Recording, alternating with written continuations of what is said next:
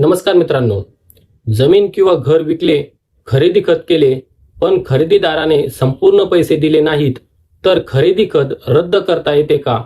या महत्त्वाच्या प्रश्नावर सर्वोच्च न्यायालयाने 7 ऑगस्ट 2026 रोजी महत्त्वाचा निर्णय दिला आहे. त्यासाठी व्हिडिओ शेवटपर्यंत नक्की बघा. या प्रकरणात विक्रीची किंमत ठरलेली होती. खरेदी खत करताना काही रक्कम देण्यात आली होती, मात्र उर्वरित रक्कम पूर्णपणे देण्यात आली नव्हती.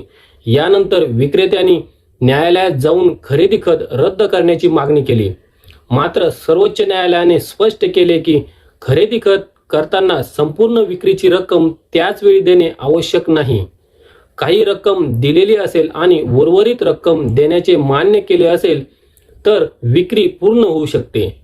त्यामुळे केवळ पैसे पूर्ण मिळाले नाहीत म्हणून नोंदणीकृत खरेदी खत आपोआप रद्द किंवा अवैध होत नाही. उर्वरित पैसे मिळवण्यासाठी विक्रेत्याला पैसे वसुलीचा दावा दाखल करण्याचा कायदेशीर मार्ग उपलब्ध असू शकतो.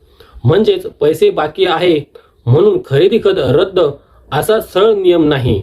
सर्वोच्च न्यायालयाच्या निकालाची प्रत हवी असल्यास कमेंट्समध्ये ऑर्डर म्हणा.